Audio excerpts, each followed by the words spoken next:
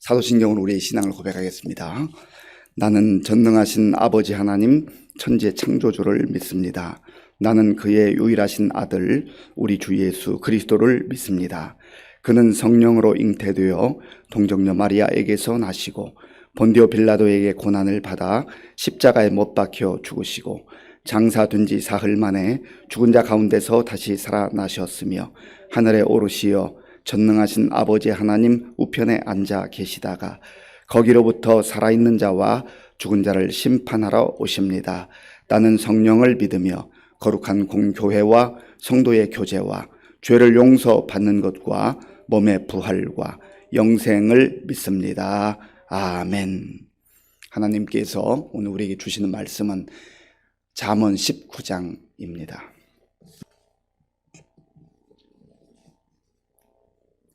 구약 성경 931쪽 잠언 19장 말씀을 교독하겠습니다. 가난하여도 성실하게 행하는 자는 입술이 패역하고 미련한 자보다 나으니라. 지식 없는 소원은 선하지 못하고 발이 급한 사람은 잘못 가느니라. 사람이 미련함으로 자기 길을 굽게 하고 마음으로 여호와를 원망하느니라. 재물은 많은 친구를 더하게 하나 가난한 즉 친구가 끊어지느니라. 거짓 증인은 벌을 면하지 못할 것이요 거짓말을 하는 자도 피하지 못하리라. 너그러운 사람에게는 은혜를 구하는 자가 많고 선물 주기를 좋아하는 자에게는 사람마다 친구가 되느니라. 가난한 자는 그의 형제들에게도 미움을 받거든 하물며 친구야 그를 멀리하지 아니하겠느냐. 따라가며 말하려 할지라도 그들이 없어졌으리라. 지혜를 얻는 자는 자기 영혼을 사랑하고 명철을 지키는 자는 복을 얻느니라. 거짓 증인은 벌을 면하지 못할 것이요 거짓말을 뱉는 자는 망할 것이니라. 미련한 자가 사치하는 것이 적당하지 못하거든 하물며 종이 방백을 다스림이랴. 노하기를 더디하는 것이 사람의 슬기요 허물을 용서하는 것이 자기의 영광이니라. 왕의 노함은 사자의 부르짖음 같고 그의 은택은 풀 위에 이슬 같으니라.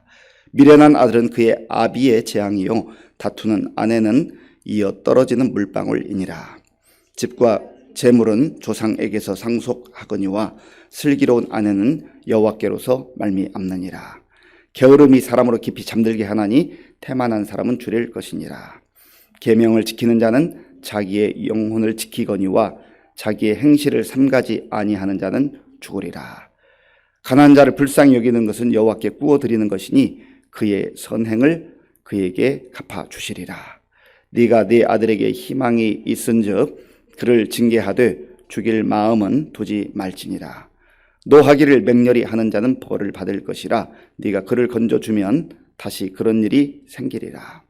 너는 권고를 들으며 훈계를 받으라. 그리하면 네가 필경은 지혜롭게 되리라. 사람의 마음에는 많은 계획이 있어도 오직 여호와의 뜻만이 완전히 서리라. 사람은 자기의 인자함으로 남에게 사모함을 받느니라. 가난한 자는 거짓말하는 자보다 나으니라. 여호와를 경외하는 것은 사람으로 생명에 이르게 하는 것이라. 경외하는 자는 족하게 지내고 재앙을 당하지 아니하느니라. 게으른 자는 자기의 손을 그릇에 넣고서도 입으로 올리기를 괴로워하느니라. 거만한 자를 때리라. 그리하면 어리석은 자도 지혜를 얻으리라. 명철한 자를 견책하라. 그리하면 그가 지식을 얻으리라. 아비를 구박하고 어미를 쫓아내는 자는 부끄러움을 끼치며 능욕을 부르는 자식이니라. 내 아들아 지식의 말씀에서 떠나게 하는 교훈을 듣지 말지어다. 망령된 증인은 정의를 업신여기고 악인의 입은 죄악을 삼키느니라. 심판은 거만한 자를 위하여 예비된 것이요 채찍은 어리석은 자의 등을 위하여 예비된 것이니라. 아멘. 하나님께서는 잠언을 통해서 우리에게 지혜가 무엇인지 지혜에 대해서 말씀해 주십니다. 지혜와 어리석음, 지혜와 미련함에 대해서 대조적으로 말씀해 주시고 또 우리로 하여금 어리석고 미련함을 벗어버리고 하나님의 자녀로서 하나님의 자녀답게 지혜롭게 살기를 원하십니다. 본문 1절 말씀 함께 읽겠습니다. 가난하여도 성실하게 행하는 자는 입술이 패역하고 미련한 자보다 나으니라. 아멘. 성경에서는 가난을 좋다라고 그렇게 말씀하지는 않습니다. 가난 자체가 좋은 것은 아니지요. 그러나 가난 자체를 또한 나쁜 것으로 말하지도 않습니다. 물질의 문제는 여러 번 말씀드립니다마는 중립적 가치가 있어요. 중요한 것은 그 물질을 소유하고 사용하는 사람이 어떤 사람인가, 그것이 중요한 것이죠. 물질 자체가 나쁜 건 아니지요. 그러나 물질을 바라보고 물질을 얻고자 일하고 또 물질을 얻는 과정, 그리고 물질을 사용하는 그 사람이 문제라고 하는 것이죠. 그래서 성경에서는 설령 가난하다 할지라도 그 사람이 정직한 사람이고 진실된 사람이고 하나님을 경외하는 사람이고 성실한 사람이라면 그것은 귀한 것이다. 그것을 마치 잘못된 것으로, 마치 하나님의 복을 받지 못한 것으로 그렇게 여겨서는 안 된다고 하는 겁니다. 그 이면에는 이런 것이 있죠. 많은 물질을 가지고 있으면, 더 많은 물질을 소유하고 있으면 저 사람은 복받은 사람이고 저 사람은 잘 사는 사람이고 저 사람은 행복한 사람이다.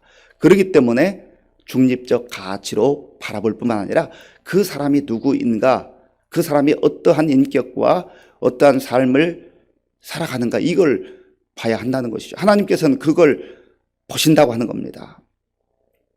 이 땅을 살면서 정말 열심히 사는데, 최선을 다해서 사는데, 부지런히 사는데, 성실하게 사는데, 그럼에도 불구하고 힘들고 어렵게 사는 그런 사람이 있어요. 그것을 비난하거나 그것을 판단하거나 정죄해서는 안 된다고 하는 겁니다. 입술이 패역하고 미련한 자가 있다고 하는 거죠. 여기서 입술이 패역하다라고 하는, 이 패역하다라고 하는 단어는 이케쉬라고 하는 단어인데 삐뚤어진 그런 뜻이 있어요. 그리고 구부러진, 그릇된 그런 뜻을 가지고 있습니다. 그러니까 그 입술이 삐뚤어졌다, 그 입술이 구부러졌다, 그릇되었다라고 하는 것은 그의 마음과 생각이 그렇다는 것이죠. 마음에 있는 것이, 생각에 있는 것이 나오는 거 아니겠어요? 물론 사람이 속임수로 앞과 뒤가, 또 속과 겉이 다른 말을 하기도 행동을 하기도 하지만, 그러나 여러 번 반복되거나 또 장기간 살펴볼 때에 삐뚤어져 있으면 삐뚤어진 거죠.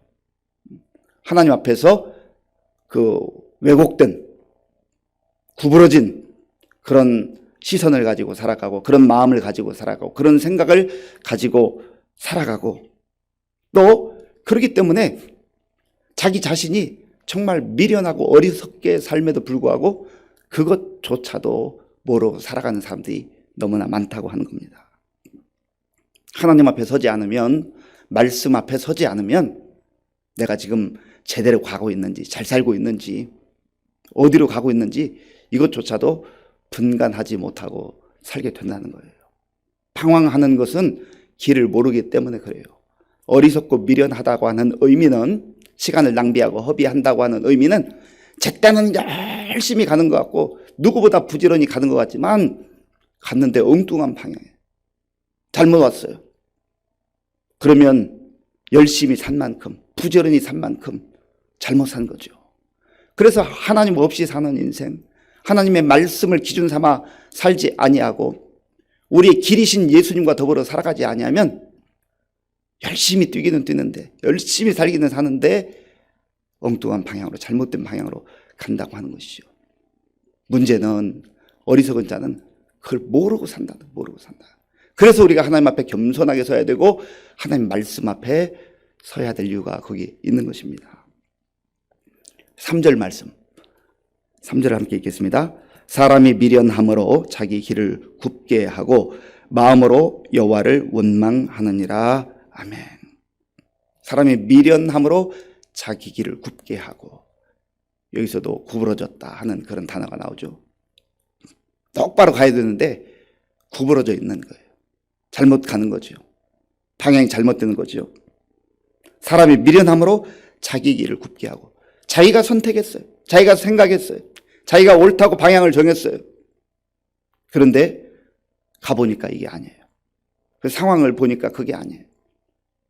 모든 것을 판단하고 선택하고 결정하는 건 자기 자신이었어요. 하나님께 묻지 않았습니다. 하나님 말씀과 상관이 없었어요. 그런데 그 상황 속에 놓이게 되면, 좋지 않은 결과, 힘든 상황 속에 빠지게 되면 누구를 원망한다고요? 하나님을 원망합니다. 이런 사람은 하나님만 원망하는 게 아닙니다. 대부분의 경우 사람들을 원망해요. 사람. 그래서 모든 잘못된 원인과 그 결과까지 다른 사람에게 핑계를 대는 거죠. 나는 열심히 했는데, 나는 제대로 했는데 사회가 문제고 그들이 문제고 너가 문제다. 모든 원인을 다른 사람에게 돌리는 거죠. 그러니까 왜곡되어 있는 거예요. 구부러져 있는 겁니다. 자기가 선택하고 자기가 생각하고 자기가 판단하고 자기가 결정했음에도 불구하고 거기에 대해서 책임을 지지 않는다고 하는 거예요. 하나님 앞에서 우리가 하나님의 사람들로 산다고 하는 것은 책임을 진다는 의미가 있어요. 하나님께서 나에게 맡겨주신 이 시간, 나의 인생, 내 귀한 삶을 내 인생으로 살아가지만 하나님께서 나에게 주셨다. 이 귀한 시간을, 이 귀한 인생을 하나님께서 나에게 주셨다. 그래서 그리스도인들은 청지기 의식이 중요한 거예요. 내 인생이지만 내 인생이 아니라 내 인생은 하나님의 것입니다. 책임감을 가지고, 하나님께서 맡겨주셨으니까 책임감을 가지고 살아가지만, 그러나 그 주인은 내가 아니고 하나님인 거예요. 그렇게 살아갈 때 그 인생 아름답고 복되게 살 수 있는 것이고, 그러한 삶이야말로 지혜로운 삶이라는 거예요. 6절 말씀, 6절 함께 읽겠습니다. 너그러운 사람에게는 은혜를 구하는 자가 많고 선물 주기를 좋아하는 자에게는 사람마다 친구가 되느니라. 아멘. 너그러운 사람, 그리고 선물 주기를 좋아하는 사람, 이런 사람이 지혜로운 사람이라고 하는 거죠. 뇌물은 다른 거죠. 뇌물은 뭔가 자기 이익을 챙기기 위해서 뭔가 거기에 숨겨진 의도가 있는 것이죠. 그 뇌물인 거죠. 그러나 너그러운 사람이 주는 것, 그런 의도가 없습니다. 숨겨진 의도가 없어요. 너그럽다라고 하는 것은 관대한 그런 사람을 말하는 거 아니겠어요? 관대하다. 이 너그럽다라고 하는 이 단어는 나디브라고 하는 단어인데 자발적이다, 그리고 관대하다, 그런 뜻이 있습니다. 억지로 주는 게 아니에요. 사람들 시선 의식에서 주는 게 아니에요. 그 마음 깊은 곳으로부터 주고 싶은 마음이 있는 거죠. 누가 너그러운 사람이 될 수 있습니까? 사랑을 받은 사람, 은혜를 경험한 사람, 하나님께 받은 사랑의 큰 사람, 관대하신 하나님, 너그러운 은혜를 베풀어 주시는 그 하나님께 받은 사람, 그 사람이 주고 싶은 거예요. 주는 거예요. 어떻게 해요? 자발적으로, 관대함으로. 그러한 사람에게 하나님께서 너 지혜롭다 말씀하신다는 거죠. 그게 지혜로운 삶이라고 하는 것이죠. 선물 주기를 좋아하는 사람에게는 사람마다 친구가 되느니라. 선물은 아까 말씀드렸습니다마는 뇌물과는 다른 거죠. 대단한 것이 아니어도 괜찮아요. 내가 받은 것 나누는 거예요. 주는 거예요. 성숙한 사람은 감사하는 사람이고, 성숙한 사람은 나누기를 좋아하고 주기를 좋아하는 사람이에요. 그래서 어떤 연배가 있으신 그 믿음의 선배가 저한테 그런 얘기를 하더라고요. 50이 넘으면 지갑을 좀 열 줄 알아야 된다고. 물론 그 전부터 열 수 있으면 더 좋겠지만 적어도 그 이후의 인생에 대해서는 내가 많은 것을 가지고 있어서가 아니라 가지고 있는 것 좀 나눌 수 있어야 돼요. 그것이 역시 꼭 물질만 의미하는 것은 아닙니다. 내가 가지고 있는 경험, 내가 가지고 있는 지혜, 삶을 통하여서 받아 누렸던 하나님의 은혜, 하나님의 말씀, 이런 것들 나눌 수 있잖아요. 마음을 열고 줄 수 있잖아요. 누가 잘 사는 자이고 누가 부자인가? 사람들은 돈 많은 사람이 부자라고 잘 사는 사람이라고 그렇게 말합니다. 그러나 성경적 시각에 의하면 잘 사는 사람은, 부자는요, 주면서 사는 사람이에요. 평범하게 사는데, 대단하게 사는 것도 아닌데 늘 웃으며 살고 감사하며 살고 기뻐하며 살고 주는 거 좋아해요. 거기에 사랑이 담겨 있거든요. 거기에 마음이 담겨 있거든요. 받은 은혜가 묻어나거든요.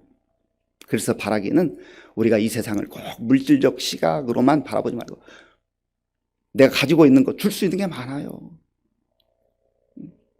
웃음도 얼마든지 선사할 수 있잖아요. 얼마나 사람들이요, 무뚝뚝하게 그렇게 살아가는지 몰라요. 사회가 힘들고 어렵고 여러 가지 불안한 일들이 많아서 그러겠지요. 그럼에도 불구하고 그리스도인들은 어디 가든지 할 수만 있으면 좀 친절하게 웃어주는 것, 친절한 것, 따뜻한 말 한마디, 이런 거는 물질 없어도 얼마든지 줄 수 있는 거잖아요. 한 번, 두 번, 세 번, 네 번, 다섯 번, 10번이 쌓이면 관계가 달라져요. 분위기가 달라져요. 공기가 달라져요. 9절 말씀, 9절을 함께 읽겠습니다. 거짓 증인은 벌을 면하지 못할 것이요 거짓말을 뱉는 자는 망할 것이니라. 아멘. 거짓 증인과 거짓말에 대해서 성경은 아주 강하게 경고합니다. 거짓으로 사는 이유가 왜 그러겠어요? 역시 자기 중심적이거든요. 내 많은 것을 취하기 위해서, 내 이익을 위해서 거짓으로 사는 거예요. 포장하며 사는 거예요. 속과 겉이 다른 거예요. 그리고 거짓으로 산다고 하는 것은 가장 그 이면에는 나는 하나님을 두려워하지 않습니다. 나는 하나님을 의식하지 않습니다. 어떻게든 사람만 감쪽같이 속이면 된다고 생각합니다. 그러한 생각이 숨겨져 있는 거 아니겠어요? 그래서 거짓 증인은 벌을 면하지 못할 것이요 거짓말을 뱉는 자는 망할 것이니라. 하나님은 강력하게 이러한 삶이야말로 미련하고 어리석은 삶이라고 말씀하는 거죠. 5절에도 그 말씀이 있어요. 5절을 제가 읽어보겠습니다. 거짓 증인은 벌을 면하지 못할 것이요 거짓말을 하는 자도 피하지 못하리라. 아멘. 그래서 예수님께서는 요한복음 8장에서 이렇게 말씀하셨어요. 마귀가, 그는 거짓말을 하고 또 거짓말장의 그 원조와 같다. 거짓말의 압이라 그랬습니다. 그래서 거짓말을 하고 거짓을 따라 사는 그 인생은 하나님께, 성령님께 속한 자가 아니라 어쨌든 그 순간 사탄에게 사로잡혀서 거짓 가운데 행하게 된다고 하는 것이죠. 그러면 그 순간은 잠깐 못 면할지 모르지만 그것은 망하는 길이다. 하나님께서 말씀하고 있는 겁니다.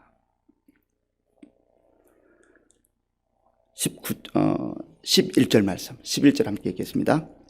노하기를 더디하는 것이 사람의 슬기요 허물을 용서하는 것이 자기의 영광이니라. 아멘. 노하기를 더디하는 자, 그리고 용서하는 자가, 허물을 용서하는 자가 지혜로운 자이다. 그러니까 쉽게 화내고 분노하고 감정 조절을 하지 못하고 그렇게 사는 인생은 어리석고 미련한 인생이라는 거예요. 나는 원래 태생이 그래요. 나는 원래 태어날 때부터 그래요. 훈련해야죠. 연습해야죠. 말씀 붙들고 기도해야죠. 그러면 하루아침에는 아닐지 몰라도 그렇게 하나님 앞에서 몸부림치고 말씀 붙들고 기도하는 자의 그 마음을 하나님께서 붙들어 주셔요. 우리 주변에도 보면 불같이 그냥 통제 못하던 그런 사람들도 세월이 흐르면서 또 믿음으로, 말씀으로 조금씩 변화되어서 세월이 흘러보니까 많이 변화된 모습을 보게 되잖아요. 허물을 용서하는 것이 자기의 영광이니라. 왜요? 우리가 그러한 은혜를 받았잖아요. 십자가의 은혜를 받았잖아요. 십자가의 용서를 우리가 경험했잖아요. 그 은혜로 살잖아요.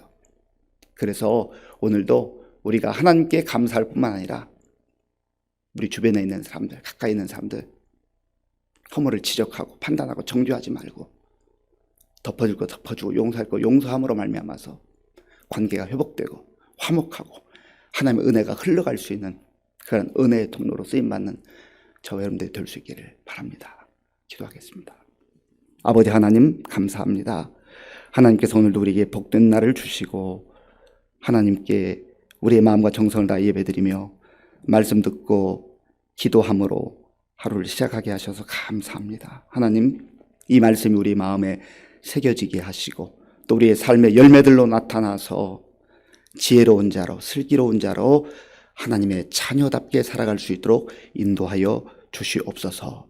예수님의 이름으로 기도하옵나이다. 아멘. 주기도문으로 예배를 마치겠습니다. 하늘에 계신 우리 아버지, 아버지의 이름을 거룩하게 하시며 아버지의 나라가 오게 하시며 아버지의 뜻이 하늘에서와 같이 땅에서도 이루어지게 하소서.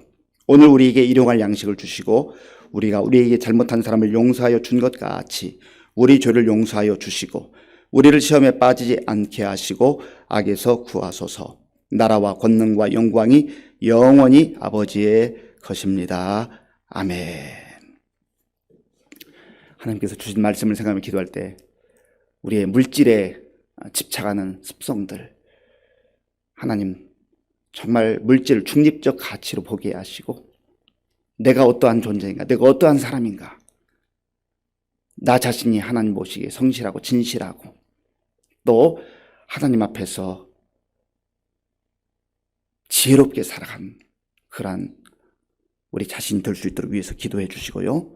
또 우리가 좀 너그러운 사람이 될 수 있도록 나누며 베풀며 사는 진짜 하나님 보시기에 부자로 하나님 보시기에 잘 사는 그러한 사람으로 살아가게 되려고 기도하시고 또한 거짓과 짝하지 아니하고 진실되게 하나님 앞에서 늘 하나님의 시선을 의식하며 포장하지 아니하고 믿음으로 겸손하게 살아갈 수 있도록, 그리고 우리 감정도 조절할 수 있고 이제 세월이 흘러가면서 하나님 앞에서 좀 더 겸손하게, 그리고 허물을 우리가 사함받았으니 우리도 좀 용서하고 품어줄 수 있는 그러한 삶을 살게 해달라고 기도하시고요.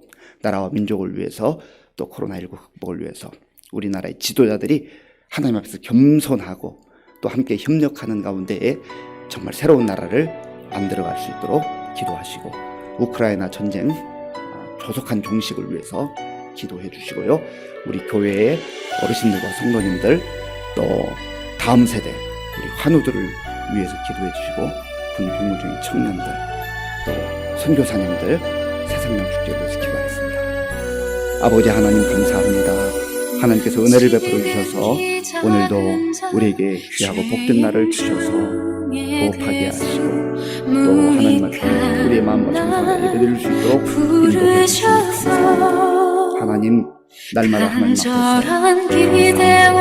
살게 하시고 또 하나님의 은혜로 살아갈 수 있도록 인도해 주시옵소서. 우리가 살면서 세상의 가치로 날마다 하나님을 어디든지 가리라 믿음으로 살아가는 주 위에 서라면 나는 전하리 그 십자가 또 우리의 삶이 삐뚤어진 어리석은 자가 되지 않도록 하나님 도와주시고 얼굴이 자신을 돌아보며 말씀을 기울여서 하나님의 사람들 때까지 아버지 하나님께서 구해주셔서 우리에게 베풀어주신 그 귀한 것들을 우리를 통하여 주변 사람들에게 나눌 수 있는 은혜의 통로로 하나님 그런 자가 복음있다고 말씀하셨습니다. 우리가 가지고 있는 좋은 것, 꼭 물질이 아니라 하나님 아버지의 줄 수 있는